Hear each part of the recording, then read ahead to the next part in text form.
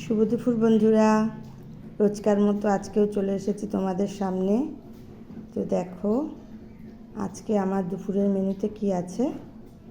আজকে আমি করেছি ভাতটা আগেই করেছি, আর করেছি শুক্তো। আমাদের বাড়িতে গ্যাদাল পাতা আছে, এই গ্যাদাল পাতা দিয়ে শুক্তো খেতে আমার খুব ভালো লাগে। তো ওই গ্যাদাল পাতা দিয়ে আমি একটু ঝোল মতো করেছি। কাঁচকলা, উচ্ছে, গ্যাদাল পাতা, কুমড়ো সব কিছু দিয়ে পেঁপে টেপে দিয়ে একটু ঝোল মতো করেছি। আর করেছি হাঁসের ডিমের ঝোল, কাঁচকলা আলু দিয়ে হাঁসের ডিমের ঝোল করেছি। আর বন্ধুরা, আমার বাড়িতে একটা ছোট্ট আম গাছ আছে, তো আম গাছ থেকে কয়েকটা আম পড়েছিল, সেই আমটা দিয়ে আমি আজকে চাটনি করেছি।